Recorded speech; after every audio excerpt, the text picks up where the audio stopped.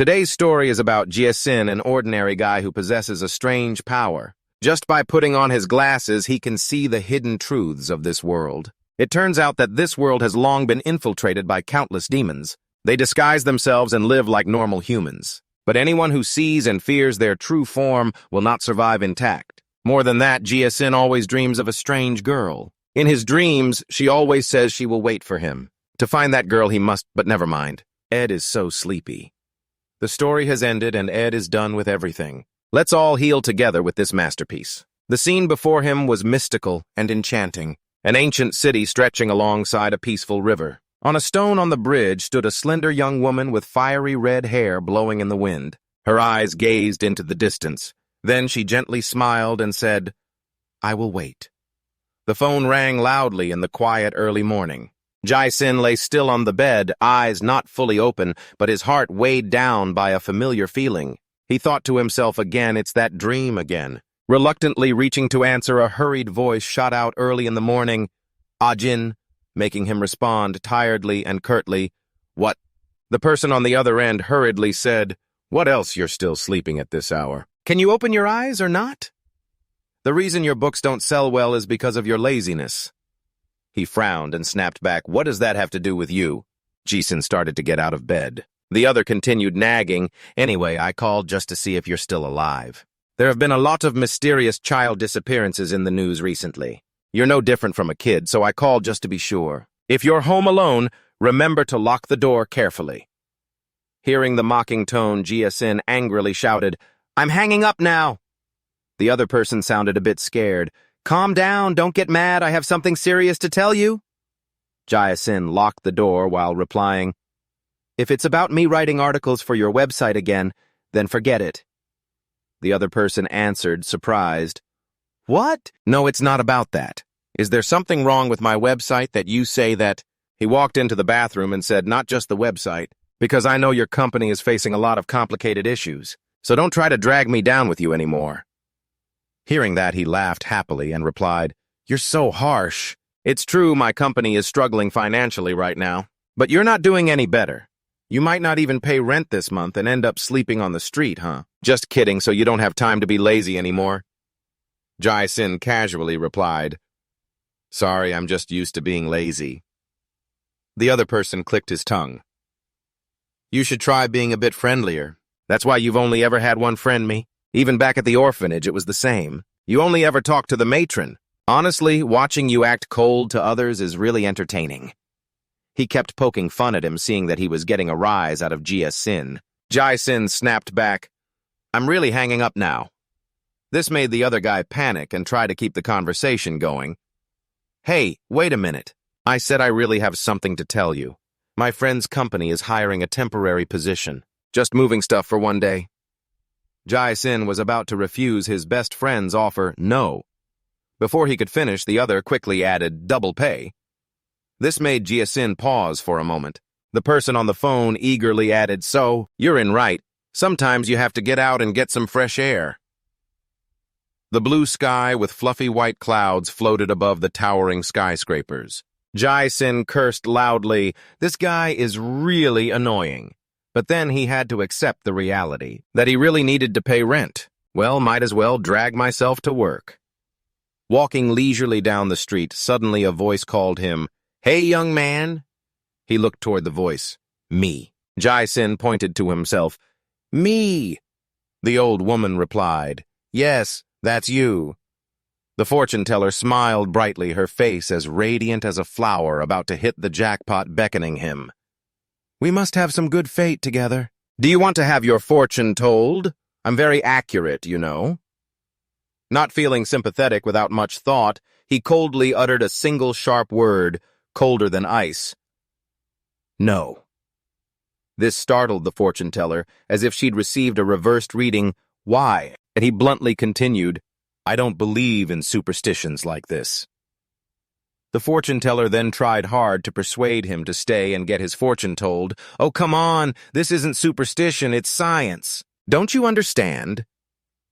Jie-sin casually walked past her booth, repeatedly denying, "I don't see how this superstition can be science." The fortune teller earnestly advised him, "Come on, don't be like that. Just try it once before you judge. But he kept refusing, no thanks, leaving. The fortune teller clicked her tongue and said casually, "Well, then I'll give you a free reading. If it turns out right, you can come back to find me later." This made Jia Sin a bit uneasy, silently cursing himself. This is definitely a scam. Then the fortune teller said something puzzling. "What you're looking for lies in the hollow of a tree root." Ji Sin suddenly turned to look at her. It made him feel a bit confused and suspicious, so he asked, "I'm not looking for anything, though." The fortune teller answered calmly, "Oh, really?" But she was still very sure of her opinion. Strange, there must be something right. At this point, Jia Sin wanted to leave quickly. Fine, I knew it was a scam. What a waste of time. At the outdoor market, there were stalls selling food and souvenirs. A voice urged him, "All right, just leave them here for now. Take a break for a bit while you can. You just finished working." Ji Sin wearily plopped down on a chair to rest. He sighed, deeply exhausted. Suddenly, a voice beside him caught his attention. Hey, your name is Jia Sin, right?" A young woman with glasses and a short, trendy haircut appeared. "You've worked hard. Here, have some water." He hesitated, but thanked her. As he was leaving, the female colleague beside her gleefully said, "Uh-huh, so you're into him now, huh?" The girl with glasses quickly denied, "Huh, what nonsense are you talking about? I just saw he looked a bit tired and wanted to help a little." The other female colleague replied, "But have you ever been that nice to any other staff?" The two were chatting, unaware that Jia Sin had overheard everything. He looked skeptically at the soda can the girl with glasses had just given him. 4 more hours to go. Jia Sin immediately ran back to work without wasting a second. Why does time always drag when you're working? A moment later, suddenly a loud voice shouted as if scolding someone. "What do you think you're doing? How could you lose the USB with the client list? Go find it now." Just as Jia Sin was carrying boxes, he overheard the entire conversation. A middle-aged man in a blue shirt, apparently the supervisor of the girl with glasses, ordered her to have everyone help look for it. The girl bowed her head and obeyed, saying, "Yes." The man then turned and left, but didn't forget to reprimand her. "Poor thing, next week is the deadline. I don't know what you're thinking." This made her gloomy and sad. Her colleagues were no better off. Then the girl with glasses asked for help from the other co-workers. "So I hope everyone can stop what they're doing and help me find that USB, please." Everyone responded in unison, "All right." The search for the USB started quickly.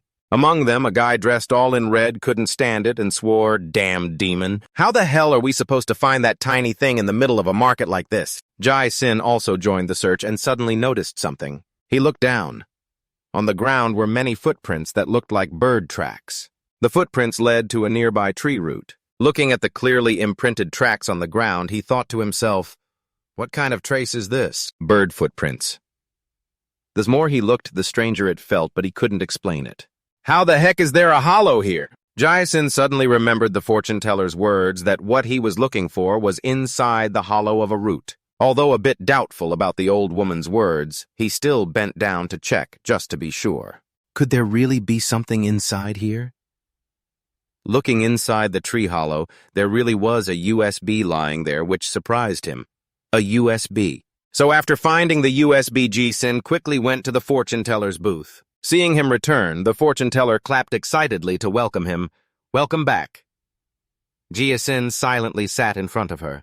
The fortune teller was very focused on her work. "So what do you want to see? Feel free to ask." He pondered silently for a while, then finally spoke out what was on his mind. "I had a very strange dream. Up until now, I can't even remember how many times I've had that dream. I dreamt that I always met the same person in the same place."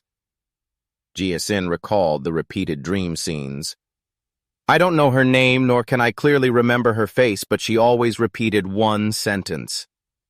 The image of the girl with bright hair smiling radiantly in broad daylight.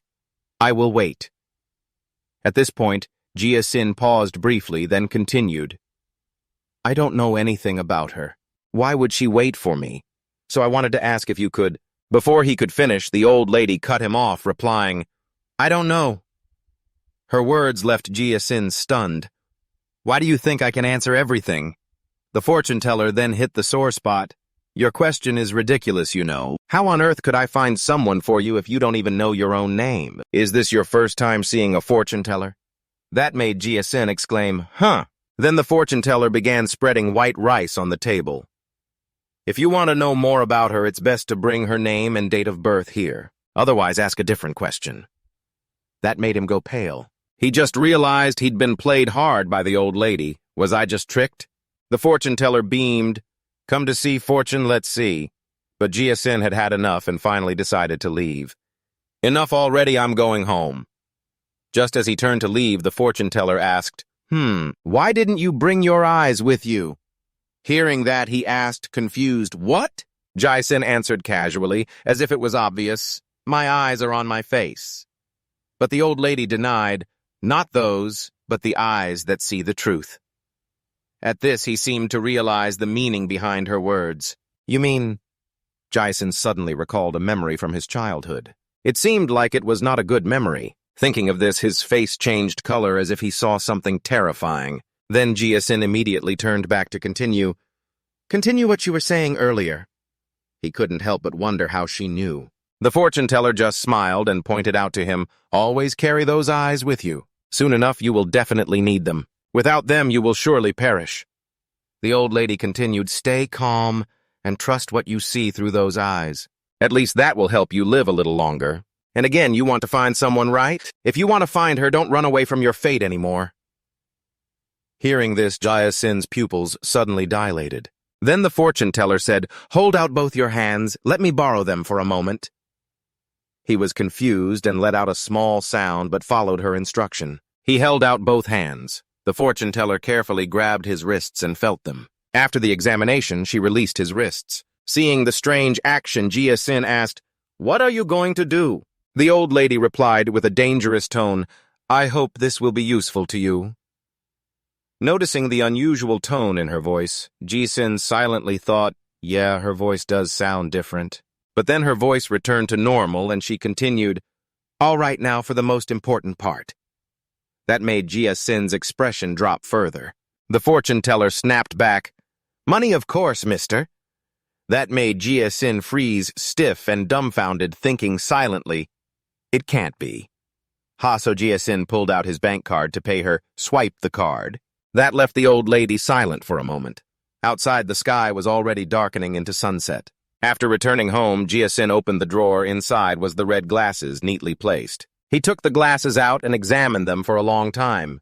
It had been a while since the last time he wore them. While looking at them, suddenly an unexpected call rang. Jia-sin picked up the phone, and on the screen appeared the message, Sister Lo found your brother, pick up and listen again. What now? Then the girl with red glasses blushed and thanked him. Thank you for agreeing. Yesterday I didn't get a chance to properly thank you. You really saved my life. Jia-sin politely replied, it's not that big a deal, I just happened to find it. Hearing that, the girl was surprised and said, really? I heard people say you found it under a tree. How did you know it was there? I don't even know how I found it, he said, trying to brush it off. I'm not really sure either. To thank you for finding the USB earlier, she suggested, I want to invite you to dinner to express my gratitude. Let's have dinner here. But this made Jia-sin a bit embarrassed and uncomfortable. No need to make it complicated, a coffee like this is enough. Before he could finish, the girl suddenly got a call. Sorry, I need to take this call. She turned and went upstairs to take the call where many paintings were displayed. While waiting, you can go up and take a look around. Then she picked up the phone, yes, boss. This made Jia-sin feel awkward and he sighed heavily. Suddenly, he remembered his best friend's words. I don't know, but she insists on thanking you. Just treat this as fate. Jia-sin immediately stood up. Seriously, no need to make a big deal out of it. So the cup of coffee on the table was still steaming. Somehow Jia-sin still listened to the girl with glasses. He immediately went upstairs where many famous paintings were displayed. Now he couldn't just leave like that. What a hassle. He glanced at the paintings on the wall and quickly skimmed through them. I don't understand anything about this complicated art stuff. This kind of thing isn't for me. Suddenly, Jia-sin stopped beside a large old painting depicting children playing together. He looked up at the painting and pondered thoughtfully. He lifted his head to look at the painting, and suddenly a blurry image appeared in his mind. I think I've seen this somewhere before. A spark lit up in his eyes. A memory thought long buried quietly crept back. It was the girl with fiery red hair smiling at him. I will wait for your pupils to dilate. An old image from some year flashed before Cho Tim, making him miss a beat. The young woman seemed to be waiting for him standing on that bridge. The more he looked at the painting on the wall, the more stunned he became. Jia Xin increasingly felt that this must be the place he had seen in a dream. Suddenly he noticed something at the bottom of the painting, the image of children playing together, but some were too small to see clearly. He furrowed his brow, trying to see the painting clearly, but couldn't make out anything. He happened to notice the glasses hanging on his shirt collar, so Jia Xin put them on to take a closer look. Let me try wearing these. Maybe I'll see something. I doubt that, Jia Xin said, focusing intently on the painting. Suddenly, from behind him, the girl with glasses returned after the call and saw him concentrating on the painting. I can't help but say something. Judging by how interested you are in this painting, you must know a thing or two about art. Jia Xin looked up and turned toward the voice. Oh, do you know something about this painting? Of course, I'm the one who brought this painting here. But when Jia Xin turned, there was no girl with glasses, only a giant bird standing beside him speaking, making Cho unable to believe his eyes. His head filled with question marks, he stood frozen. What appeared before him couldn't be real. Could his eyes be deceiving him? A cold chill ran down his spine, goosebumps slowly rising. His hands trembled uncontrollably, as if they no longer belonged to him. Jia Xin instinctively stepped back, his heart pounding in his throat veins, thumping wildly in his ears. His hands shook so much he could barely feel his own skin. He bit his lip, trying to keep calm. What monster? It's definitely the same voice. The girl with glasses didn't notice that her true identity had been seen through. She continued telling Jia Xin, this painting originally belonged to Johnson, created for a Zen master who had the ability to travel through paintings. Anyone who follows that Zen master gets trapped inside this painting forever. Jia Xin kept looking at her in monster form. Rumor has it those trapped in the painting are still alive to this day. Could it be that the painting is just incredibly realistic? She kept babbling non-stop, but Jia Xin couldn't stay calm. But Jay tried to keep a calm tone, pretending to listen attentively, while inside everything was burning up. His heart raced wildly, chills ran down his spine, and panic tore apart every thought barely forming. He couldn't focus, but he still smiled and responded to her as if nothing was happening. Though every word trembled slightly as if coming through a dry throat. Probably so. Suddenly, Jia Xin noticed something. He glanced down. Below were the feet of the girl with glasses in monster form, making him sweat coldly as he thought to himself. This looks exactly like the crow's feet I saw back then. Realizing a truth, he panicked silently. So she is the culprit.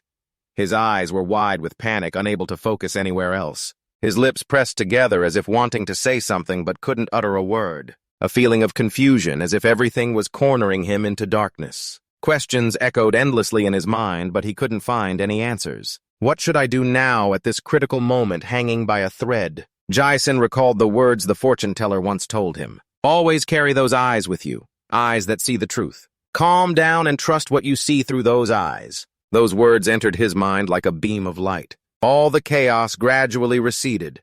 The fear surrounding him was like the night wind slipping through a thin shirt, cold to the bone. But he stood firm like an ancient tree in a storm deeply rooted in the earth. His body swayed but did not break. He carefully looked up, staring at her. Confused by his strange behavior, she asked curiously, "What's wrong?" Shin hummed a few times, then blurted everything out. "It's just that living with humans is a bit hard for you, right?" She slowly turned her head to look at him. Not slowly, not blinking in surprise. Her round black eyes silently looked at him, neither angry nor surprised. A glimmer of life flickered for a moment. He didn't know if he was facing a sentient creature or just an empty shell stuffed with flesh and standing upright. Instinctively, the air in the room suddenly thickened. He felt as if his identity was being stripped away piece by piece in silence. A chill at the nape of his neck, not from weather, but from a mind not of this world. A sound, a warning. But every cell in his body screamed an instinctual cry, reserved for those facing something forbidden to exist in this world. Am I doing the right thing or wrong?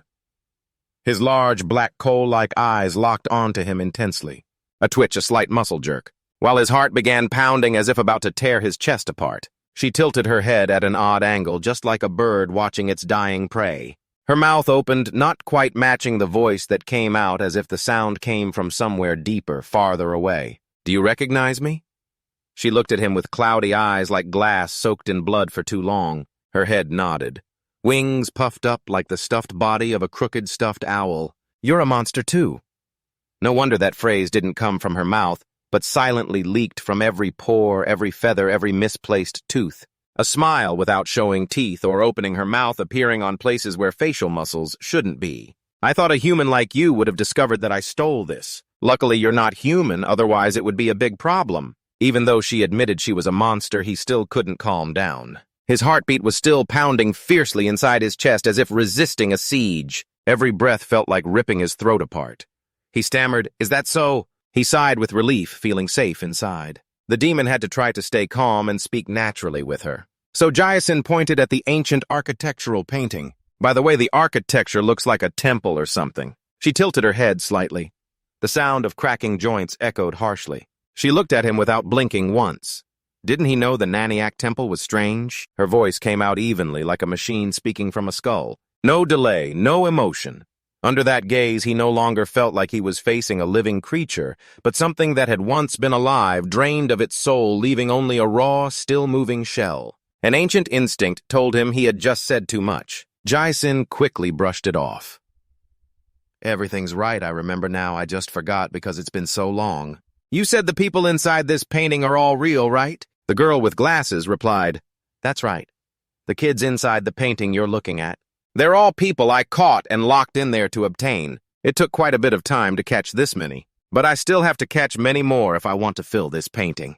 There's nothing more interesting than collecting these kids, right?" Hearing her say this, Jason could hardly believe his eyes. He raised his eyes toward the painting of children and couldn't believe it. "Are these really all living people?" He stood frozen. His back turned icy cold, his neck stiffened. "Oh, that kid just moved." Suddenly, Jia-Sin recalled the news reporting many mysterious child disappearances lately. She stared at him but said nothing. Her face was cold as wax. Her indifferent gaze passed by like the wind through a crack. Jia-Sin felt uneasy, thinking silently that he must save the kids, but how? So he tried to brush everything aside. That's right. He tried to steady his breathing, each breath shallow, barely enough oxygen. So there must be some way to pull them out, right? Curious, huh?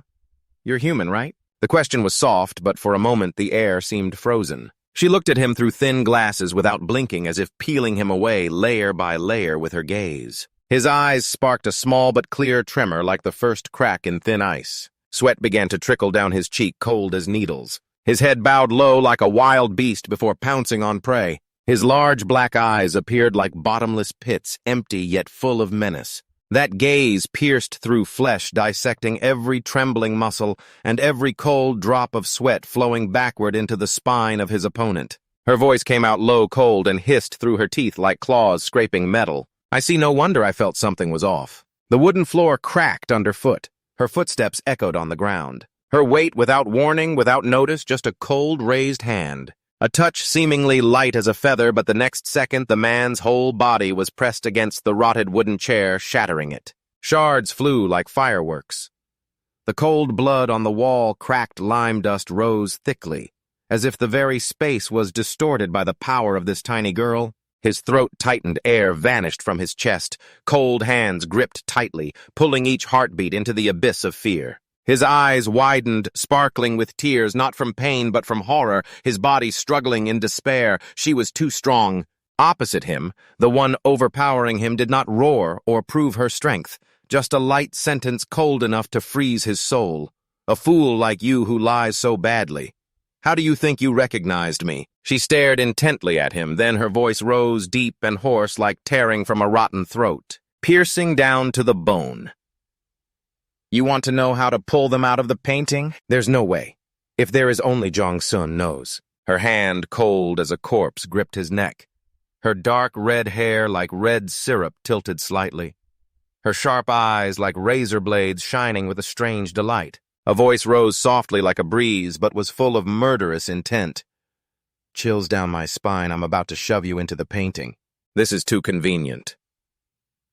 His eyes widened in panic, but he couldn't resist.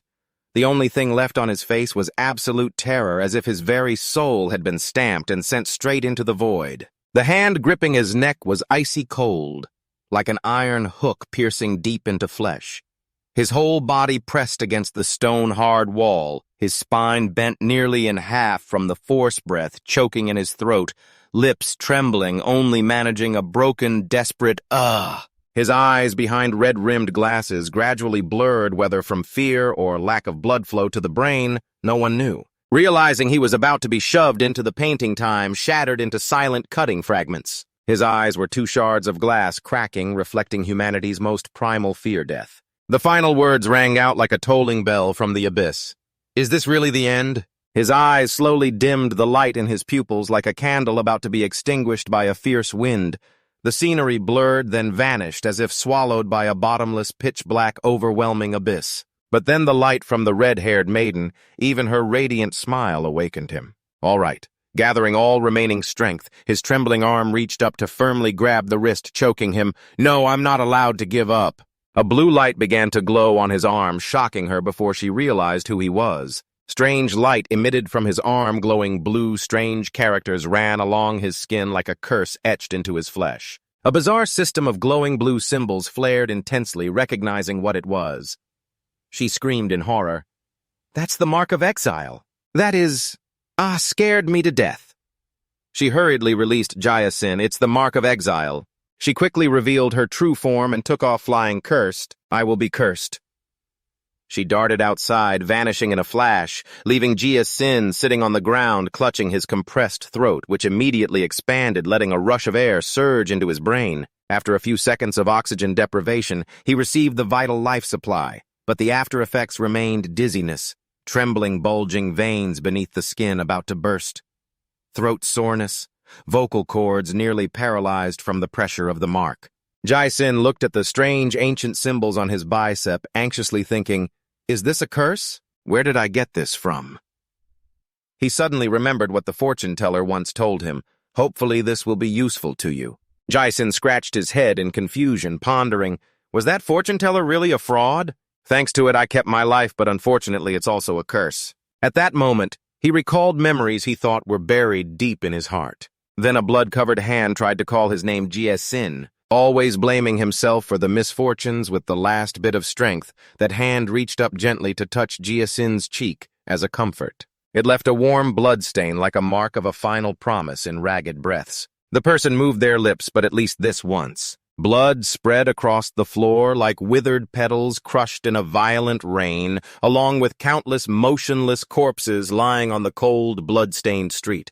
A woman lay still, her eyes closed, long lashes casting shadows over shattered glasses. Behind her, 10 bodies piled on each other like a silent, mournful, hellish painting. Amid the whistling wind over the still wet red syrup, words rang out like a last testament. Don't blame yourself for anything. Ending the flashback, Jayasin clutched his head in despair. Captain, what should I do now? Suddenly, he remembered something and quickly stood up, looking toward the painting hanging on the wall. Right, the kids. Were all the missing kids inside here? Jayasin recalled what she had said. There's no way. If there is only Hua Jongsun knows. He clenched his teeth, remembering the terrifying scene from his childhood. Jayasin desperately punched the painting hard, grinding his teeth. Again, once more, I'm powerless. He shut his eyes, tightly miserable, as if ready to give up. I can't do anything. Suddenly, his hand passed through the painting, cutting his face. Jayasin nervously searched inside the painting. It feels like I'm touching something. He quickly pulled it out. What he grabbed was a child's arm. He put the kid down, dropping the bag on the floor. That made Jessica even more confused and stressed. What is that? I actually pulled the kid out. Next on the news, the missing children we reported in previous news segments have been found at an art exhibition cafe in District 20. The news continued to actively deliver fresh updates to the public. Added to that, all the security cameras in the area mysteriously malfunctioned. Jayasin returned home after the incident. He quickly turned on his computer to check the news. He couldn't help but feel a sigh of relief. Luckily, there was no mention of him. Getting involved in this mess would ruin his entire youth. Lucky that he escaped the scene quickly. Jia-Sin bent down thoughtfully, looking at the two arms covered in ancient symbols. He rubbed and squeezed the marks. On the computer screen appeared a web article about the mysterious Naniac legend being mentioned once again. He silently told himself maybe he should leave. But Jia-Sin remembered the fortune-teller's words. If you want to find her, don't run away from your destiny anymore. Remembering the fortune-teller's words, he recalled that old lady. Right? He had completely forgotten. So Jia-Sin quickly packed his things and went out to find that fortune-teller. I have to meet her. There are too many things I need to ask. He hurried to the place where he first met the old lady. But strangely, after arriving, the fortune-teller was nowhere to be found. He wondered in confusion, where is she? Could it be she's off today? As he stood there talking to himself, a kind old man behind him asked, "Who are you looking for, young man?" Seeing this, Jia-Sin turned to ask the old man, "Yes, can I ask if you know where the fortune-teller who used to sit here has gone?" Hearing that, the old man looked puzzled. Then he revealed a shocking fact that Jia-Sin couldn't believe. What nonsense are you talking about? He has worked in this area for 15 years. He has never seen any fortune-teller sitting here. That stunned Jia-Sin for a moment. But he still tried to give the old man valuable information. A few days ago, I met her. She looked a bit chubby and middle-aged, wearing a bunch of sparkling jewelry. The more he spoke, the more confused the old man became. This place is so bad, even homeless people avoid sitting here. If someone suddenly appeared here, I would definitely know. Jia-Sin was shocked. Are you joking, sir? Jia-Sin was arguing with the old man without noticing. On the wall was an old photo of the fortune-teller he met before. The old lady's eyes seemed to be watching someone, waiting for the day to return. But then the fire flared up. The flames crept slowly as if gnawing on the past. Ashes spiraled up like silent screams. It was no longer just a photo. It was the last evidence burned away. And with it, a part of the soul vanished. Only thin smoke and a cold, angering emptiness remained. But Jia-Sin still didn't notice the wheel of fate rolling onward in his next journey. The conversation continued. It was not over yet. What joke? Why would I joke about something like that? Jia-Sin stubbornly whined, "Come on, please be honest with me." But the old man firmly denied it, because he had already told Jia-Sin the truth. "I told you the truth already." Heavy breathing echoed in the darkness. Suddenly, from somewhere appeared a staggering man with a trembling body, looking like he was running away from something terrifying. From afar, a faint light had somehow slipped through the broken, collapsed roofs, casting faint streaks on the decaying walls. The man quickly turned his head with eyes full of panic. In the moment when this darkness was as thick as ink, it seemed like a voice calling out to me echoed, "Hey, uncle!" Deep inside the dimly lit hallway, something stirred in the dark corner. The shape was unclear. The source of the sound was unknown, but it was definitely getting closer. The eerie voice spoke again. "Hey, uncle, where have you gone?" This time it seemed closer and clearer. He held his breath, too scared to move. The man pressed himself against a corner. His eyes stared intently toward the dim hallway ahead. "Uncle, where did you disappear to?" It hovered around, searching for its prey. After a few minutes of silence, suddenly, its head stretched out behind it. In a flash, its head had twisted 180 degrees, its eyes fixed on the man in front. The monster exclaimed joyfully, "There you are!" The man recoiled in horror. His survival instinct kicked in, but his body quickly began to tremble. He hit a broken piece of wood on the floor, causing him to fall heavily. It slowly stepped closer to the man, swallowed by fear. The monster stretched a twisted grin, ear to ear. It opened its mouth wide and bit down on the man's head. A scream tore through the sky, then gradually fell silent. Not long after, it seemed, the scream alerted a nearby old woman. She immediately reported everything. "I swear I heard the terrible scream of a man." Because of that, people in the city gathered and buzzed with talk. "There she goes again, calling the police over every little thing." Someone clicked his tongue and whispered, "She is seriously damaging the reputation and prestige of this area." This made the police officer embarrassed and said, "Ma'am, according to our assessment, no one lives in that area. It's probably just some homeless people causing trouble." But the old woman was certain she heard correctly. "No, I'm sure that scream was from someone in mortal danger." Meanwhile, more and more townspeople came to watch. The officer just clicked his tongue and replied, "Ma'am, we don't have jurisdiction to handle incidents in that area anyway." Hearing that, the old woman felt confused. But before she could finish speaking, the officers withdrew from the scene. "Let's pull out everyone," he called out clearly. They quickly got into the police car. Before leaving, they didn't forget to warn the old woman. hoping she wouldn't call the police again over half-ghost, half-demon stories. After the police car left, the townsfolk continued discussing the recent events. Hey, now that I think about it, how many people have gone into that place and disappeared, huh? Another replied, chances are there really is a monster in there, but it was all dealt with by an old man. Silence fell. The old man lightly pushed his glasses up to straighten himself. Listen up, everyone. If this ghost story spreads, no one will want to live here anymore. Everyone shut your mouths.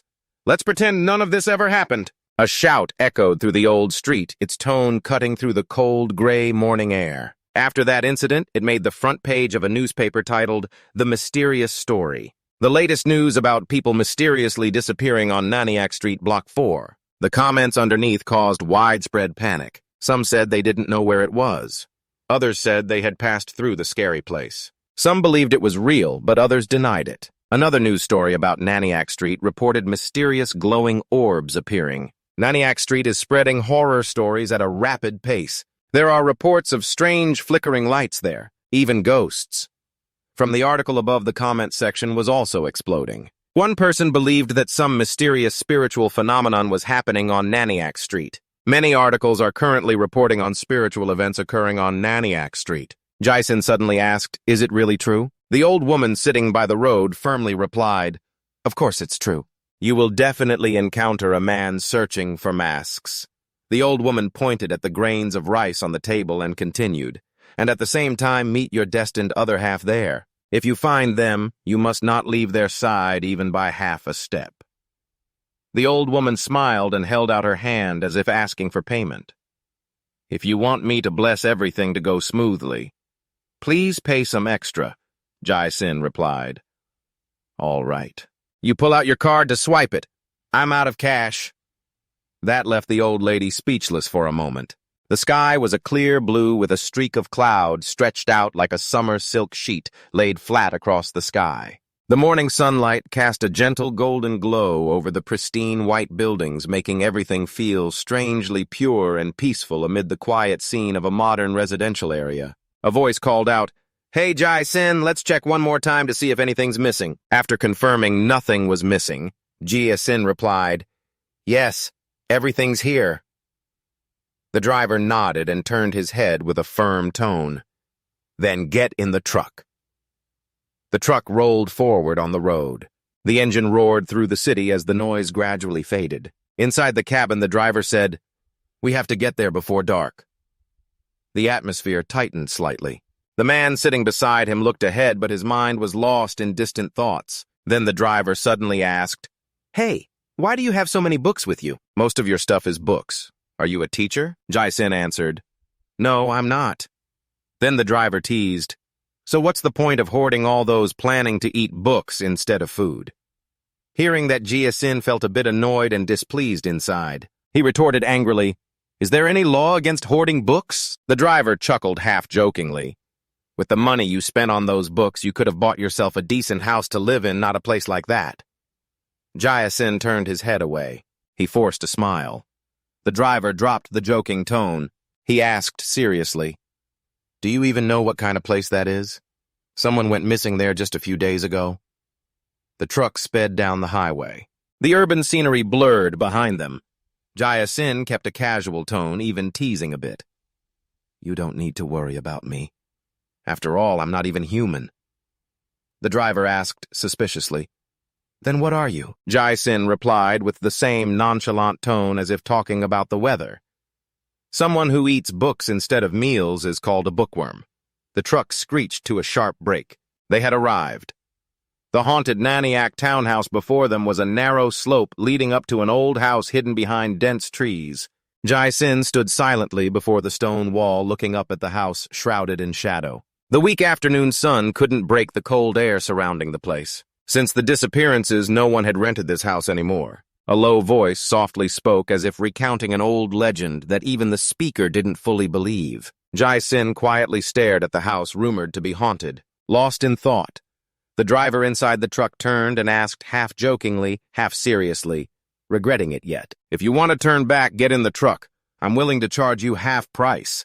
Jia-Sin remained calm and a bit indifferent as he answered, No need, just help me unload the stuff. The driver laughed but still warned, Are you sure this is a haunted house?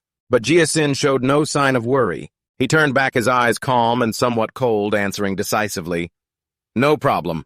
The driver raised an eyebrow. "You've got guts. If you're set on this, I can't stop you anyway."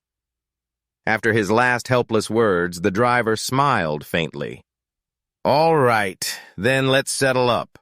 Jia-sin pulled out his bank card and held it lightly toward the driver in the white truck. "Swipe the card, please, brother." The driver tilted his head, looking at him with a mixture of boredom and bitterness. His strong arm rested on the edge of the truck door. He sighed softly and replied with a dry, mocking tone, "I don't eat books like you." Hearing that, Jia-sin's face turned pale. Then the driver counted the bills carefully, one by one. His strong hand paused when the total was reached. The man nodded with a hoarse but sincere voice. 1520. That's enough. Take care of yourself. If you still have a life to move again, just call me.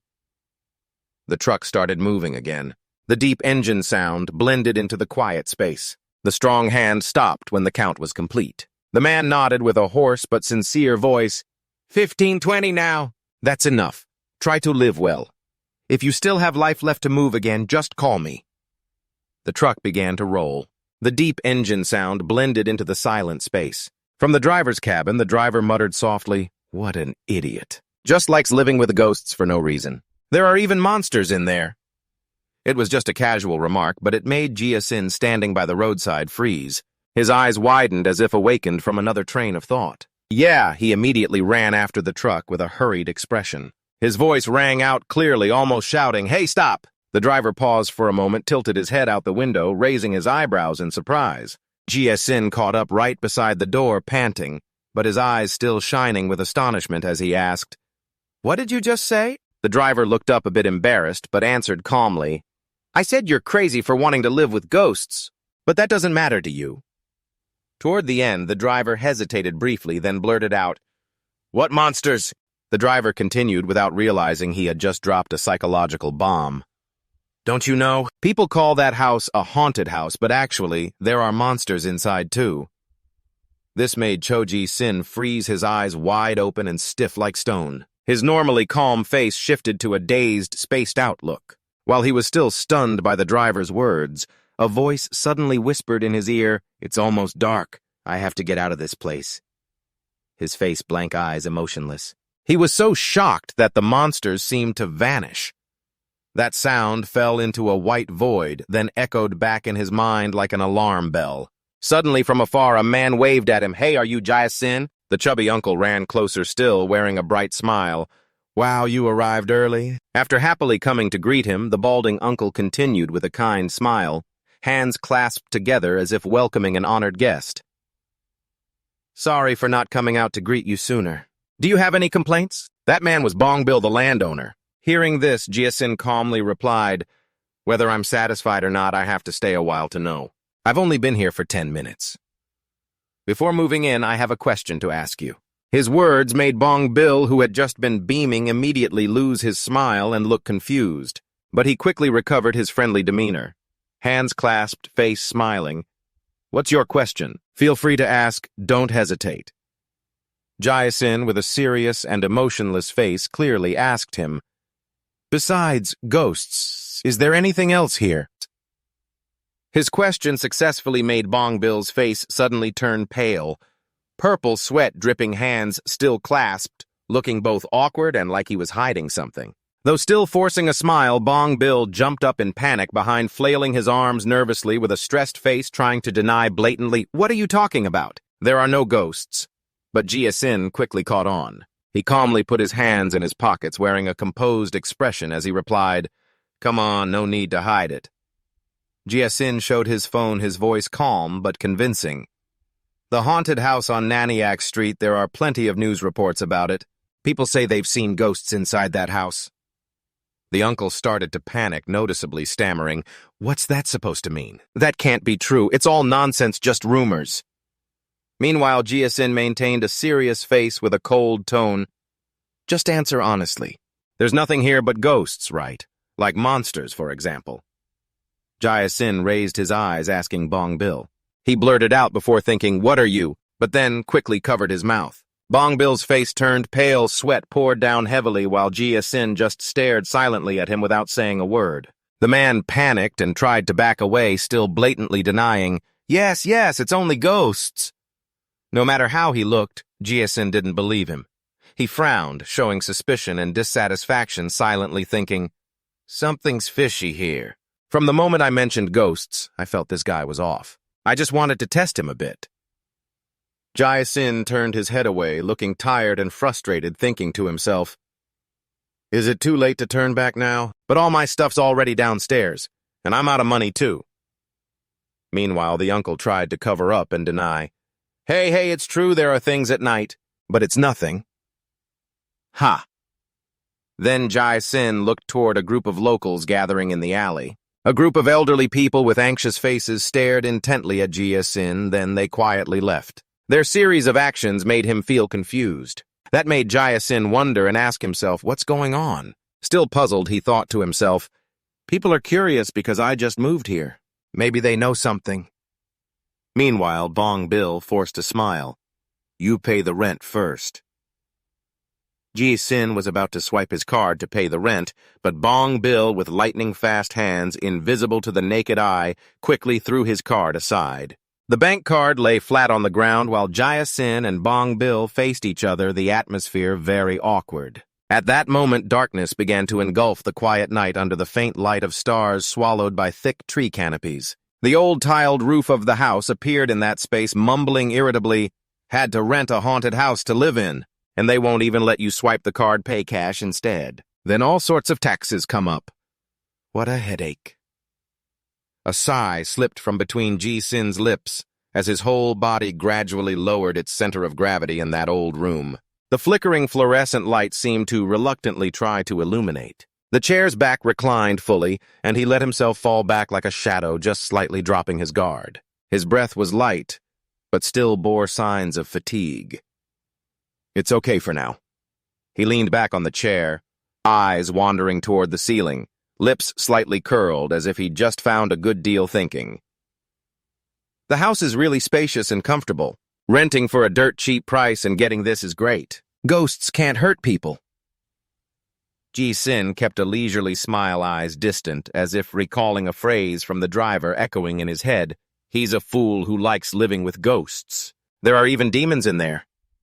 A sudden chill ran straight up his spine to his brain. Jia Sin gripped the armrest tightly. Are the demons really that kind? Then he calmly put his glasses back on. He walked slowly down the dark hallway. His footsteps echoed softly on the old wooden floor. Just going to check around to be sure. If there are demons, gotta get out immediately. Jia Sin hurriedly flung open a door, but in front of him were only old, dusty objects unused for a long time. They were thrown aside inside a dark room with no light at all. Jia Sin opened another door wide. He froze in front of the bathroom door. The space was bright white and clean, completely opposite to the dusty room before. He opened another door.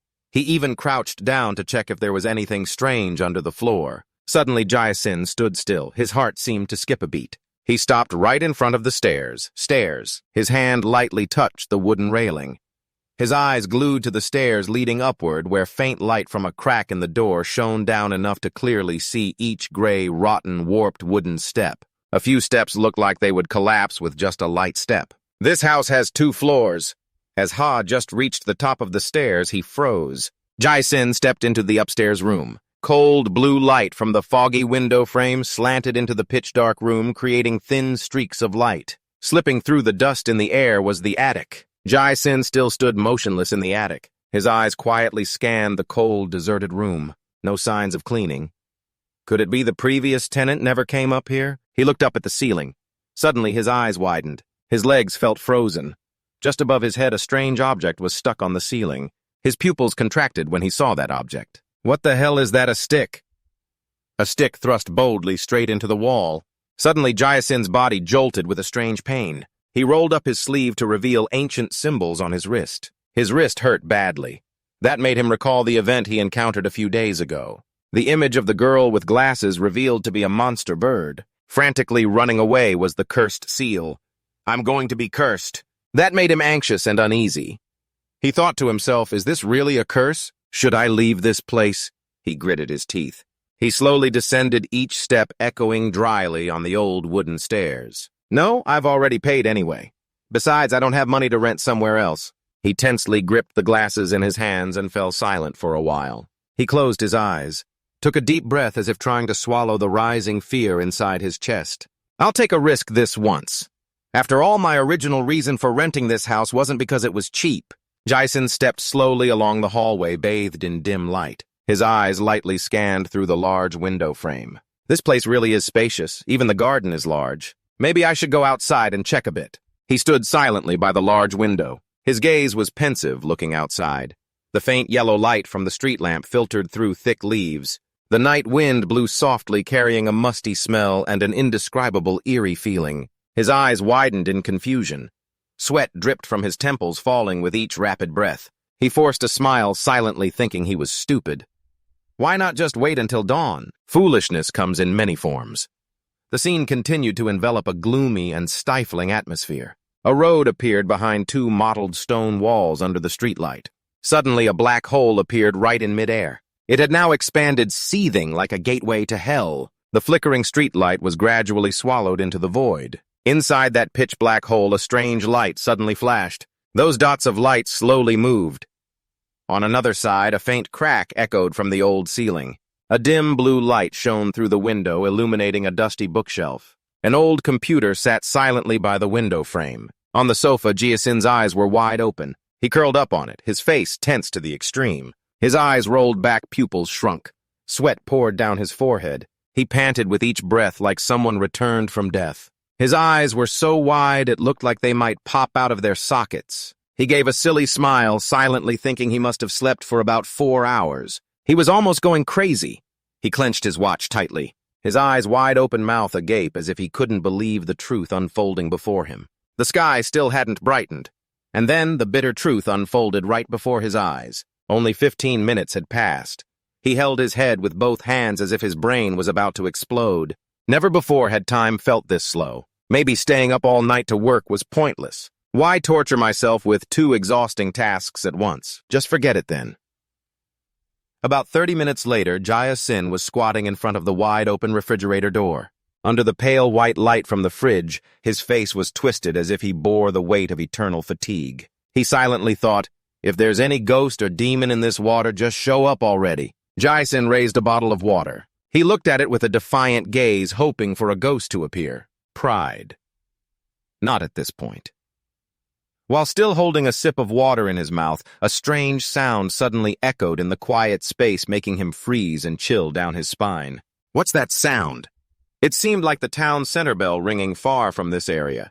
But who would bother ringing the bell at midnight like this? His face forced a smile but showed clear panic. His eyes couldn't believe what was happening. He gripped the glasses tightly. The confusion slowly shifted to extreme tension as he realized the sound was coming closer. Rapid footsteps echoed on the old wooden floor. He dashed straight to the window like an arrow. Jason peeked through the window, looking outside. His eyes widened in shock as he looked out the window. Outside was a procession, radiant in red, parading down the street. People dressed in deep red ceremonial robes marched in a line. The light from lanterns and torches cast an unusually solemn expression on their faces. The entire procession. Jason continued to watch out the window with a confused and suspicious expression. In his head echoed the question, what kind of festival are they holding so late at night like this? He was silent for a long moment, clutching the glasses tightly in his hand. Could it be? He exhaled faintly, carefully, observing the red glasses through trembling hands. After putting on the red glasses, Jason's eyes widened in astonishment. The scene before him was a parade of monsters, clearly all were demons. Suddenly his pupils dilated to the extreme. What he saw triggered memories of the past. A deep voice echoed like stones rolling in a cold abyss, chilling the listener's spine. How strange you are, Jason. With a face blotched like strawberry syrup, frozen in fear and unable to move, you look very much like a human. The 100-eyed monster stared intently as if looking at a bug underfoot. Yet you have the ability to see through my true form. It continued in a deep, gruff voice as if questioning him. Are you human or demon? Answer me. If you're human, you'll die immediately. Jason still trembled, facing the bizarre creature. Reflected in the glasses was the image of Jumwon, then a scene of a sea of bodies piled high, stained crimson. Because I deeply hate you humans. Answer quickly. Jae-sin still knelt on the ground, his small body trembling among the cold sea of corpses. Facing him, a man in a purple suit stood tall, cold eyes gripping the head of a severed victim. Red syrup dripped onto the gray-white stone floor. What exactly are you? His eyes widened in horror. He sat down on the floor, one hand covering his face. His heart pounded fiercely like a drum. This feeling was truly unsettling. Outside, a solemn yet chilling procession marched swiftly down the road. An experienced face with jagged teeth and silver hair partially covering his face. He muttered in a mysterious tone, only one day left before the ceremony. He coldly threatened, don't even think about running away. You can run to the ends of the earth, but you won't escape our grasp, understand? So Chun was inside the sedan chair, bowing his head low. An eerie silence engulfed the deep red procession. After a moment of silence, the person inside resignedly spoke. All right, return to Jae-sin's place. At this moment, he clutched his left chest, breathing heavily, trying to calm his mind. Calm down. What should I do next? He couldn't believe the demons traveled in such large groups. His hand pressed tightly against his chest, as if trying to steady his wildly beating heart. His eyes were full of anxious fear. So this whole neighborhood is the demon's territory. This fan is doomed. His eyes flickered with caution. Maybe it's fine if I just stay inside the house, but their numbers are so many. If I ran into the whole bunch, the outcome would be obvious. Then Jae-sin forced a smile. It's okay, as long as I stay calm and focus as much as possible. There won't be any problems, he told himself quietly, comforting his own heart. For now, just stay put and wait for dawn. Jae-sin quickly left his spot, cautiously stepping down the pitch-black stairs. They probably wouldn't bother searching here, right? Suddenly, a loud noise caught Jae-sin's attention. In front of him was a woman with pale purple hair, wearing a dark yukata with a blue sash, her face strangely calm. Surprise and fear were clearly visible on Jae-sin's face. His eyes widened, his face tensed. A cold sweat rolled down his temple. A short-haired purple girl with a few light scratches. Jae-sin thought silently. Someone's here. Uneasy, he thought, no way I locked the doors carefully. So does that mean she's a ghost? The thought echoed in his mind. He looked down at her feet. If she's not a ghost, how could she make such heavy footsteps? Suddenly, the purple-haired girl slowly lifted her face. Her gloomy eyes quietly stared piercingly. So she is. Jae-sin quickly turned his face away. His whole body tensed up, cold sweat pouring down like rain. Only one thought remained in his mind. Face to face. He tightened the red glasses in his right hand to stay calm. Surely it can't be. Suddenly a voice rang out.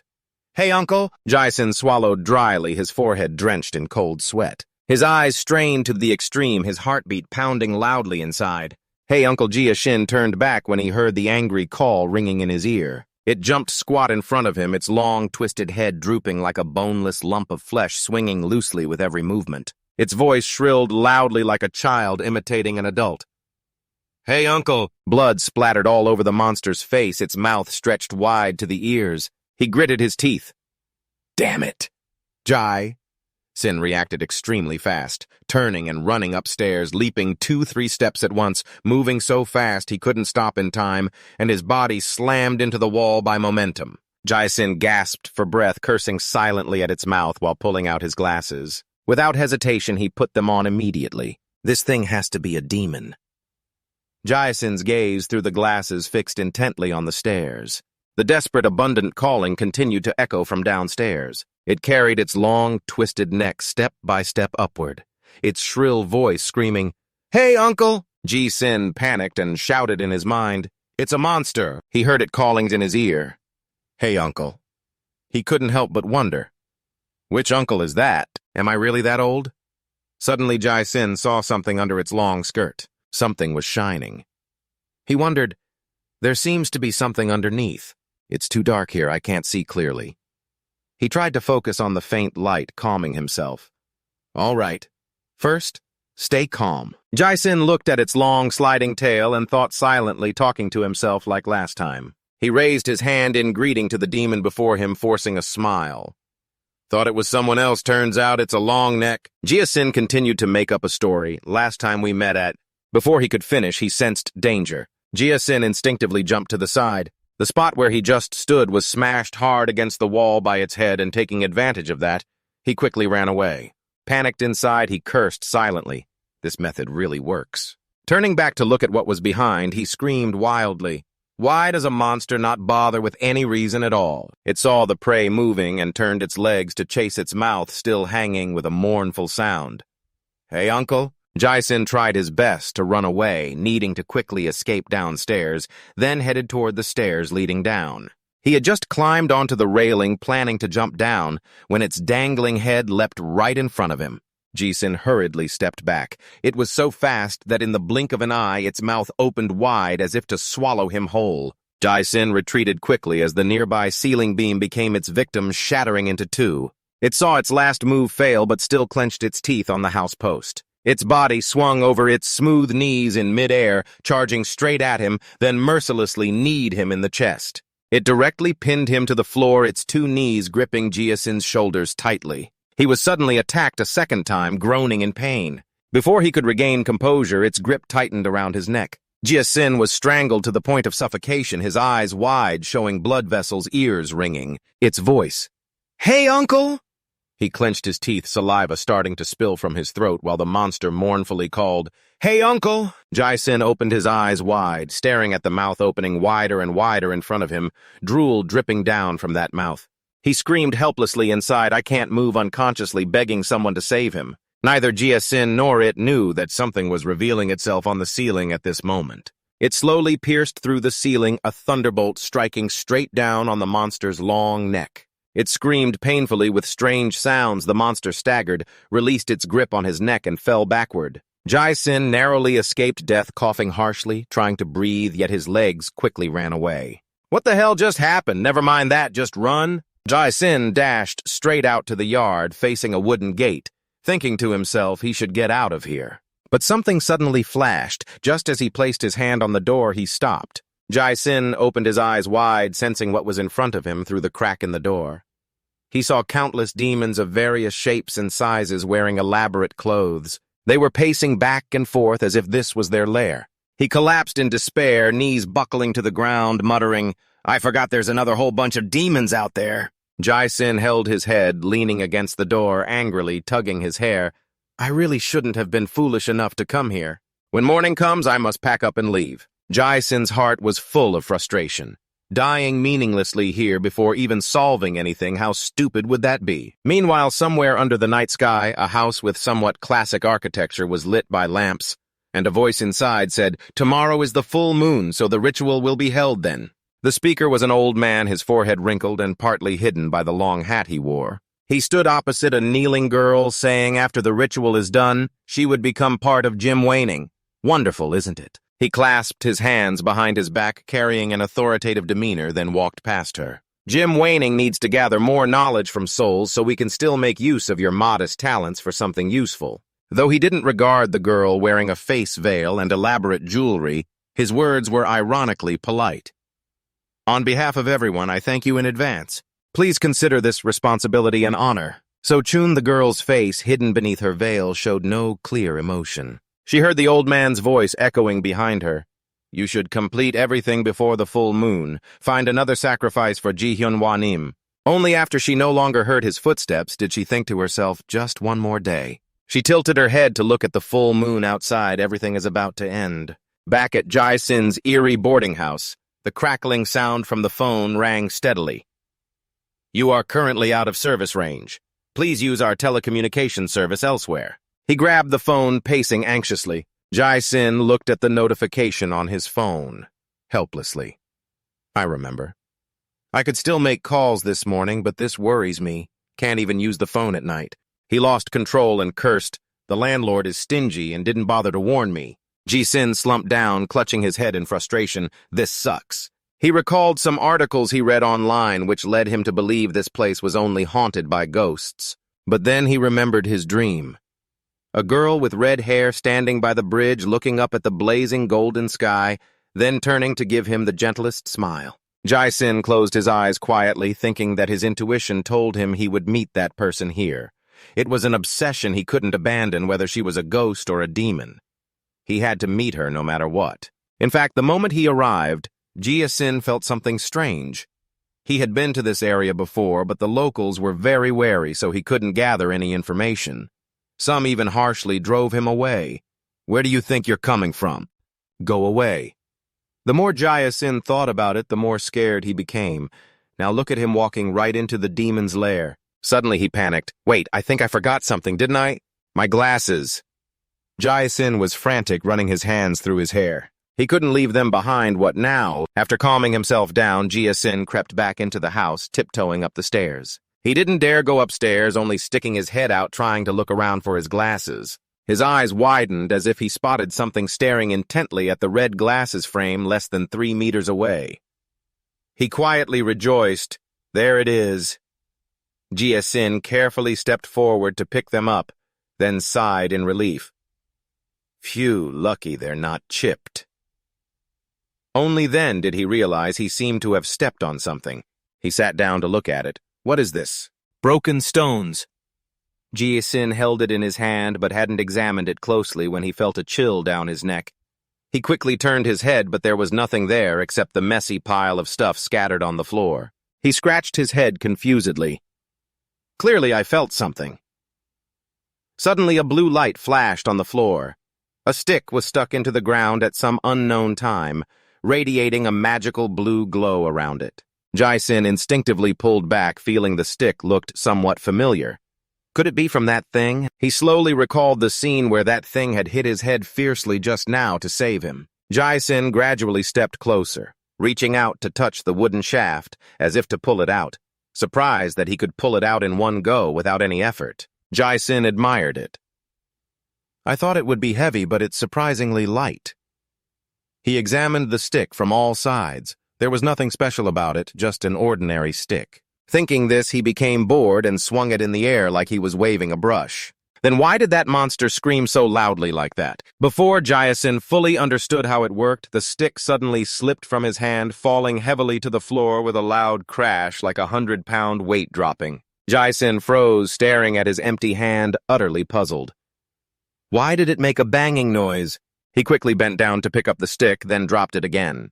This time, the heavy, thudding sound was even louder. Jia-sin's head was full of question marks. He had no idea what the hell was going on. A stiff smile spread on his lips as he scratched his head, picked up the stick again, then awkwardly chuckled nervously. This toy's kind of interesting. If no one claims it, I might as well keep it. The next morning, inside the haunted house where Jia-sin stayed, his voice echoed, "Huh, why you can't come today?" He stood in front of the mirror, lifting his collar to check the mark on his neck, the handprint still clearly visible. On the other end of the phone came the reply, "I already told you I've got too much going on. Today I have a client scheduled for a move." Jia-sin really didn't want to stay here any longer, so he said, "Then I'll come pick you up after I finish work tonight." He walked out the gate, phone still at his ear, hearing the other side's shrill refusal. "Forget it. I'm not as crazy as you to go there at night." Jia-sin pleaded quickly, "Hey, driver!" Finally, the other side relented. "All right, fine, it's tough. The day after tomorrow, I'll come help you move, so get ready. I already told you that day, and now you're regretting it." Hearing the day after tomorrow, Jia-sin panicked and hurriedly said to the driver, "I'm sorry, so can you—" The driver decisively cut off the conversation without hesitation. "The day after tomorrow is the day after tomorrow. Remember to have cash ready then. No transfers." "See you later, bookworm." Jia-sin called out to stop him, but the line was already cut off. He was annoyed. Damn it, money's almost gone totally broke. If you hadn't promised to take half price, I wouldn't even bother calling you. Suddenly, the landlord appeared behind him, trembling and stammering. "You're still alive." Jia-sin got furious, seeing him. The landlord quickly covered his mouth after realizing he'd said too much. Jia-sin sneered coldly, "Good, so you do know." Inside the haunted house, with monsters around, landlord Bong Bill rushed over, grabbed Jia-sin, inspecting him all over. Jia-sin was both angry and confused. "What the hell are you doing?" The landlord was curious. "Nothing, this bruise is from Bong Bill scared stiff to the face." "Could it be you really tangled with a monster?" Hearing this, Jia-sin scolded him in his heart. "This old man is really infuriating." Old man Bong Poo suddenly clasped his hands and bowed to him. "Young and brave sorcerer, please stay here longer to help me exterminate these demons and monsters." Jia-sin went crazy. Don't dream on, I'm moving out tomorrow. I'm no sorcerer or magic pet. He didn't believe him nagging non-stop. Brave young warrior, please help me. If you can handle them, I'll give you a thank you gift of 10,000 won. Then triple that. Under the old man's relentless pressure, Jia-sin still immediately refused. Not helping, don't need it. But his tone softened. All right, first explain everything clearly so I can consider. Of course, he had his own thoughts. What money can't bribe, a lot of money can. The landlord replied, Actually, there's a temple called Naniak on the hill above here. Jia-sin repeated the words, a temple. He explained, As far as I know, that temple has been abandoned for a long time and many people have disappeared there. The houses around that area are also abandoned, so the police don't want to waste time investigating, since the missing people are all homeless without ID or background. This is also very well known. Not long after, rumors related to this started spreading widely online. That affects landowners like me a lot, and even the tenants living in this area. Usually in times like that, the locals around here know someone has disappeared. They might know, but no one's foolish enough to go out and snoop around. He stroked his chin, remembering, there was once a brave guy like you who went up there and came back saying he saw a ghost inside Nan Temple. He kept going without pause. He said the ghost wore a very strange ancient-style outfit and had long, flowing hair. Jia-sin was stunned hearing about the ghost and said, So that's how you use it. I'm only at that part of the story and already got goosebumps. Then Bong Bill decided on his own. So I hope the warrior will help me and the locals exterminate those demons and evil spirits. Hearing this, he felt something was off. Hold on. I still had more to say, but he cut me off before I finished. I entrust everything to the warrior. I've even prepared the money. As soon as he finished speaking, he took off. I was speechless. This old man is deliberately trying to push me into a deadly situation. I tightly grasped the glasses hanging on my shirt, my eyes darkening as I recalled what he just said. Long, flowing hair means a woman, right? And wearing a strange, ancient-style outfit, too, I was a bit worried. What should I do now? It's getting dark. The clock on the shelf shows 10:39. Jia-sin lay stretched out on the bed, covered with a thin blanket, sighed, complaining, I really want to get out of here. The problem is it's night now. I already know everything I need to, and now I'm hesitating whether I should go there or not. On the tiny bed, I lay down, then sat up, then lay down again, tossing and turning about 100 times. Then Jia-sin sat up in frustration, feeling disappointed in himself, thinking no better to stay put here and wait until morning to leave safely. Not to mention there's no guarantee there isn't something else besides ghosts there. If I run into another freak like yesterday, I'm done for. Jia-sin jumped up. It's already midnight, might as well try to wait half a day more and then leave. I don't have any weapons anyway to fight those monsters. He tilted his head toward the staff beside the bed, his eyes showing a bit of trust, finally picked it up and stepped out through the house gate. Jia-sin made a plan, just take a quick look and get out immediately. Walking on the road, he reassured himself. Surely nothing will happen, right? He slowly walked down the quiet road in the dead of night. But Jia-sin didn't know that hidden in the darkness were two glowing lights shining brightly as soon as they saw him. Jia-sin wandered around the village, pursing his lips, unsure whether he was worried or hopeful. Could it possibly be that person? He suddenly remembered those recurring dreams, wondering why that person kept appearing in his dreams like that. Why do I feel like I am the chosen one to be the sacrificial lamb? The sky was pitch black now, only the faint streetlights shining down. He looked up the quiet slope, feeling strange. Huh? They said the place was just up that hill. He had been looking around for quite a while, but still hadn't seen Nan Temple anywhere. I think I just passed this stretch of road a moment ago. Jia-sin started to get a little annoyed. Could it be I've just been walking around in circles? Suddenly, something sparkling appeared, golden glowing butterflies. He was stunned, watching them, looking toward where the butterflies gathered, unable to believe the sight before him, glowing butterflies flying around a temple. It was a temple with an ancient, mysterious look, but not old or worn. The whole temple was brightly lit from inside and by the fluttering butterflies. Somehow Jia-sin was now standing in front of the temple, unbelievable. He whispered softly, This place looks exactly like the temple in the painting. Before he could be stunned much longer, the door in front of him opened. Jia-sin, startled, his face panicked, thinking.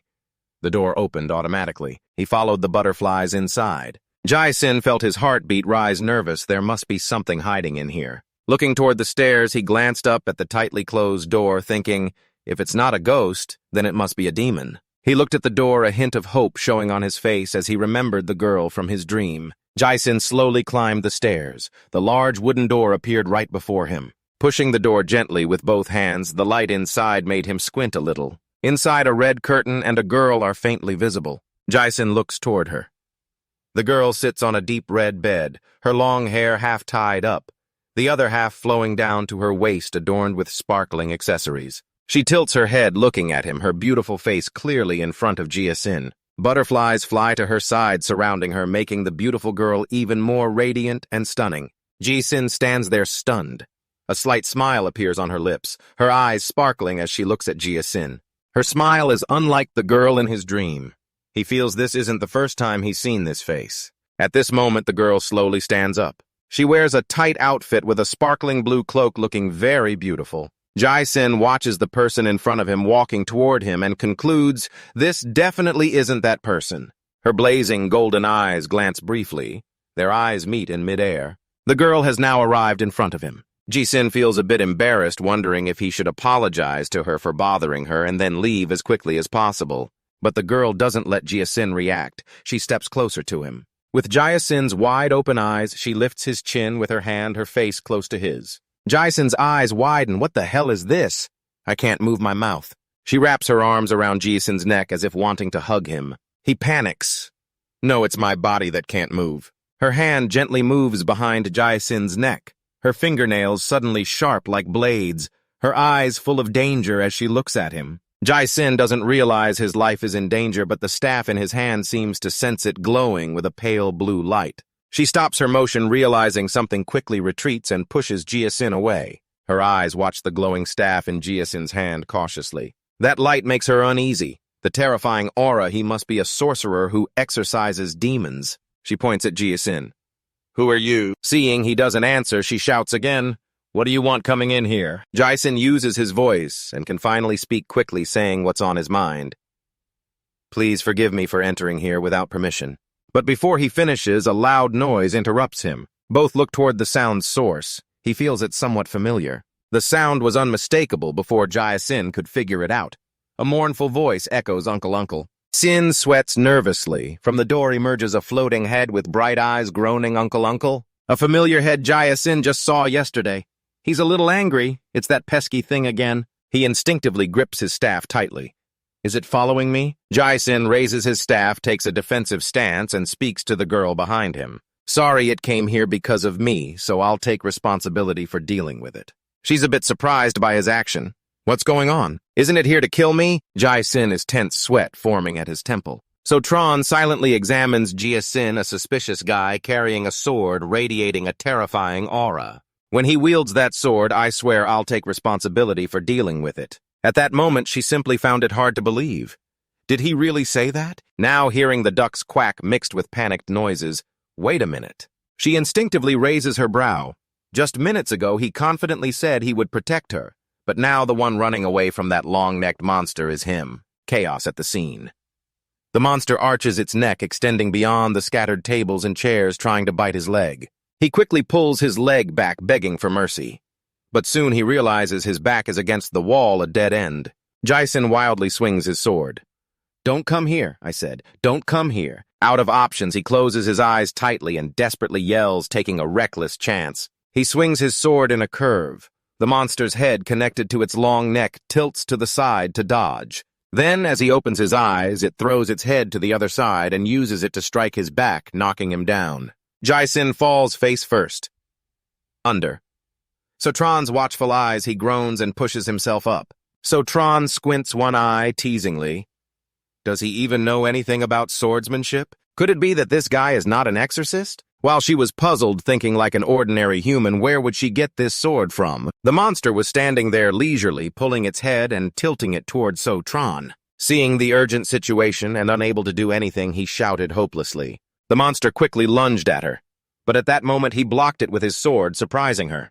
Zia blocked its jaws with the sword, then he pushed it away using his own sword. He shouted, "Your opponent is right here." In response, its huge hand grabbed his face. As his vision blurred, he squinted and swung the sword, slashing its arm. It screamed in agony. Its arm was severed and fell near him. Jason was horrified, stunned for a moment. Damn, it's tied up with its arm cut off now. He turned to her, forced to justify his actions. You saw it too, right? That monster pushed me too far, so I had to defend myself. Although she didn't understand what defend myself meant. She pointed toward the monster. I don't know what the heck you're talking about. Turning back to look, what hit his eyes was its arm burning away his arm. Shocked, he looked up at the monster. By then, its arm had disappeared completely. Moments later, its arm regrew just as a pale purple aura surrounded it. Sensing imminent danger, he quickly stepped back. Jason took a second to assess the situation, no harm done. He looked at the monster. Clearly, he saw its arm fall off. But by then, its hair had grown long strands. Its hair bundled up and ran toward the missing arm, wrapping thick black strands all over its arm. Somehow it had grown bigger. Its hair hung down over its eyes. It bared its teeth threateningly. The creature now took up half the room. He widened his eyes at its body, then muttered under his breath, "This damn thing just transformed." Just as he was confused, searching for a way to deal with it. So Tron whispered in his ear, "This is its variant." Her whisper hadn't fully reached his eardrum yet. Jason turned around. Huh? You know? So Tron clarified, monsters can't increase their real body size by themselves. She looked sternly at it. Everything you're seeing now is just an illusion created by its demonic aura. So no matter how much damage you cause to its variant, it won't solve the problem. So Cho looked at the monster, now moving its head side to side, its huge jaws showing. She said the real body must be hiding somewhere inside that demonic aura. That's the primary target to attack. He quietly repeated her words, "The real body." Seeing the sweat smeared nervously on his face, she knew what he was thinking. So Tron then asked, "You don't know any martial arts, do you?" Jason grunted. "No," she responded. "Someone who doesn't know martial arts like you. Where did you get that sword?" The strange phrase from her lips startled Jason awake. He looked at his sword in surprise. At that moment in his eyes, it looked like a stick. "What did you just call this stick?" So Tron sighed softly. "Are you here just to find your own death?" Sensing her discouragement, he quickly protested and explained, "Don't say that. I just didn't expect things to get this dangerous, threatening my life." Hearing that, her eyebrows slightly raised. "So what exactly did you come here for? Where did you get the confidence to enter here so boldly?" Under her intense questioning, he mumbled, "Actually, I came here to find someone." She widened her eyes in surprise. "Find someone here? No way." Before she could finish, the monster took advantage of his distraction and grabbed him with its hand. At that moment, she spread her butterfly wings in panic. "Watch out!" As the monster's hand was about to sever his brain, So Cho quickly pushed him away, and they both fell down. For some reason, an overwhelming anger surged inside her. She shouted, "What the hell do you think you're doing looking for someone in this place?" Frustrated, she unleashed a stream of clever and heartfelt words. "So what happens when you find them? Your name has no strength at all. Are you trying to find someone to bury with you so you're not lonely?" Before he could recover, he was scolded harshly. Jason was stunned. "She just saved my life and now she's cursing me." The strange human language made her hold back the curse for a moment. Just 1 second of cursing was enough for that monster to pounce on her. Jason grabbed his shoulder and pulled her away quickly. At that moment, their positions switched. This time, he was on top of her. He looked at the monster and admitted that she was right. "I know what you said is true. Hearing it from someone else makes me feel even more foolish for what I'm doing." So Tron slowly wondered then, why did he shake his head? I don't really know either. He silently recalled the scene of the ruined house engulfed in flames. The heat from the memory overwhelmed him. "I went through a terrible ordeal back then. I should have died at that time, but at the moment between life and death, I felt that even if I died, it wouldn't matter anymore. It was just a little unfair because I hadn't met that person yet." From her perspective, Jason looked up at him and affirmed somewhere deep in my subconscious, "I feel that person is the final piece to solve all my questions. So no matter if I lose my life in this lifetime, I must find that person." He spoke every word clearly. If fate has already decided, then why should I run away? His answer stunned her. She shifted her pupils aside, gradually clearing the fog of memory as a long-haired person haunted her. The other person reached out and in that dark voice spoke. So Tron's 3 of them were silent for a long time. That was just enough time for Jason to realize her position was a little off. He hurriedly apologized. "Sorry, I didn't mean to." He quickly stood up and grabbed the sword in his hand firmly, saying, "Anyway, first we have to survive this, then we'll figure out the rest." She sat up still without a word coming from her mouth. Now both faced the monster. He strained his eyes, his nerves busy dealing with the situation ahead. "We have to find its true form, but it looks so huge it's really difficult." Jesse looked at its massive body, thinking if we confront it directly, we'll definitely be killed in a heartbeat. If we trick it when it's careless to escape, that's the best plan. We have to decide quickly. I don't have much time left. So Tron's voice caught his attention. She calmly signaled, "Leave it to me." "What are you so full of?" She casually stepped out from his protection, wanting to buy more time to find its true form, right? She took a hairpin from her black hair since there was no pin to fasten it anymore. Her loose black hair fluttered before his eyes. She held both ends of the golden hairpin. The other end glowed faintly. The light gradually moved to the other end of the hairpin. Butterfly wings unfolded. The hairpin transformed into a long, sharp sword. Calmly, she stepped forward. "I will help you." Lady Sotron Kyujim, her hair flowing firmly, holding the sword in her hand.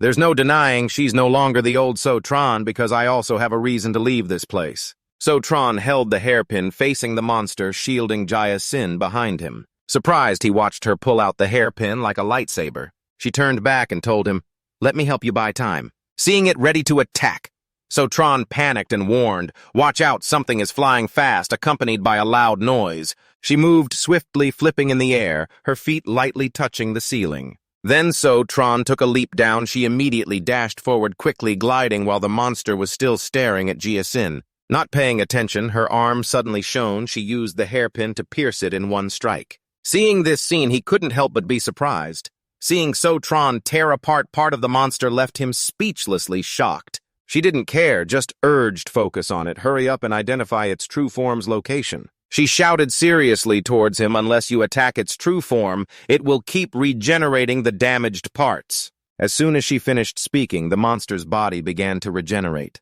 He was stunned, unable to believe it could regenerate. Watching. Sotron continually confronted. Jaya Sin was confused and deeply thoughtful.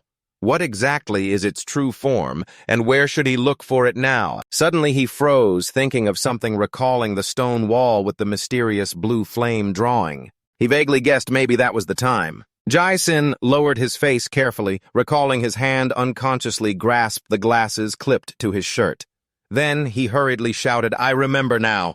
This made So-Cho suspicious. She turned around to look. Jaya Sin eagerly showed the glasses and said it seemed he had seen its true form while wearing these magical glasses. She was puzzled and slightly doubtful. Magical glasses. Then she turned back to fight the monster, not forgetting to remind him, "Do whatever you want, just hurry and find it."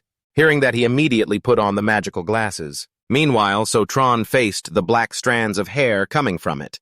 With just a few magic spells she cast, those strands instantly turned into dust. She mercilessly cut off the monster's hair. This action successfully angered it.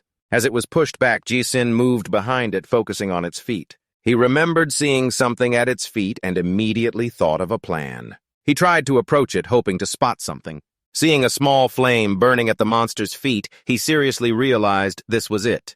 Ji-Sin loudly announced the important news to her, "I know where its true form is hiding." Sotron was unhappy with how he announced it. That idiot, why shout for the whole village to hear? Only then did he notice it had seen him. Jai-Sin froze in embarrassment. She worriedly flew up cautiously. The monster suddenly stopped still, then black strands began to sprout from its shoulder. It directly charged at Sotron to stop her from acting. She couldn't react in time and was hit surrounded by those strands. Oh no, she got tangled by it. Panicked, she shouted quickly, "Attack it!" Then the monster bound her into a black mass. Only now did Ji-Sin panic and realize did it swallow her. He angrily gritted his teeth and cursed it. He grabbed his magic wand, aiming straight at its foot. No more hesitation, just attack. As Ji-Sin charged to attack, a girl's face appeared from its body, surprising him. The tear-streaked, desperate girl called out, "Uncle, listen to this." His face turned pale, fearfully looking on. Suddenly he felt a sharp pain. Ji-Sin looked down at its belly in confusion. While he was caught off guard, it attacked his stomach. Then the monster brutally threw him aside. It pushed Sotron with one hand while fighting him with the other. Ji-Sin was thrown backward. He could only use his body to stop himself. He was desperate and in pain at the same time. Tears uncontrollably streamed down his cheeks. He screamed in anguish as his wand dropped awkwardly on the floor. All of Jaeson's focus was on that wand. The monster kept calling out, "Uncle!" He helplessly reached out, thinking, "I dropped it." It eagerly launched black strands, suspiciously asking, "Auntie?" He was terrified. "It's over." Then all the strands rushed toward him. While Jaeson waited for a call from his ancestors, he felt nothing. He opened his eyes suspiciously. Dying without pain. Seeing what was before him, he was astonished, eyes wide open. The ordinary wand was now surrounded by a strange, magical aura. He marveled at this miraculous scene. The wand unleashed powerful energy, cutting through all the monster's strands. It was suppressed by the staff and angrily kept attacking, but all attacks were blocked. Jaeson cautiously observed the staff with suspicion. What is happening? At that moment, the staff started to tilt and violently struck, directly cutting off what was binding Tron's tightly wound hair, gradually loosening the bonds and revealing her dazed inside. She was freed and gently placed one foot on the uneven ground. She clenched the wand tightly. Her whole body lightly descended like a feather. The magic from the staff tore open a section of the monster's body. When the staff flew through it, it left a hole behind. The staff kept moving. Wherever it passed, the monster gained another hole. Tron silently witnessed everything and inferred the sword can move on its own. She looked at Jaeson again and guessed, is it protecting him? From the monster's body, that voice kept echoing, "Uncle La. Uncle, uncle!" He was speechless with fear, recalling the first time it fell on the monster. He also realized that at that moment, the staff didn't just randomly fall. Even though he didn't know what it was now, he was starting to feel scared. Afraid of it now. Don't accidentally fly over here. The monster kept calling out, "Uncle, uncle!" Suddenly, the sword dashed toward him. Jaeson shouted in fear, but when he saw it stop, he was a bit confused, realizing it wasn't harming him. He gritted his teeth and said, "That scared me." The monster still refused to give up, "Uncle, uncle. Uncle, uncle." He hesitated and guessed, "Is it over?" But it still put on a pitiful act, "Uncle, uncle. Uncle, uncle?" He watched its body continuously swell. Jaeson concluded it seems the angrier it gets, the bigger it becomes. It kept calling, "Uncle, uncle." He only thought constantly about its core at its foot. "I must hit its core." But he still hesitated, then heard it say, "Uncle." He felt reluctant just looking at that tortured, crying face. Then the sword made some sounds, attracting Jaeson's attention. He was puzzled and didn't understand what it wanted to convey. As soon as he grabbed it, he felt a strong force pulling him away. "Calm down." It didn't give him time to think. It decisively dragged him off. Jaeson panicked and shouted, "I told you to calm down!" He tried to stop it, telling it not to do that. This action made Tron feel he was quite foolish. What is this guy trying to do? And yet he still couldn't stop it. He was dragged along his whole body, flying straight to the monster. Helpless, he only knew how to shout, "Stop!" The two sides violently collided. Dust and debris flew everywhere. When the dust slowly settled, she saw him lying unconscious on the ground. She cautiously stepped forward, and as Tron carefully approached to check him, she noticed a small object lying beside Jaeson. When she looked closely, she saw a small dog, entirely black, with a bell tied to its leg. A dog. After some time in a coma, Jaeson suddenly calmly opened his eyes wide. A pain swept over him, and he groaned in distress. "It hurts!" He looked around in confusion. It seemed he had just dreamed a rather chaotic dream. When he saw Tron, he immediately understood it's not a dream anymore. Remembering the monster, Jaeson jumped up. "That's right." "What about the demon?" she calmly replied.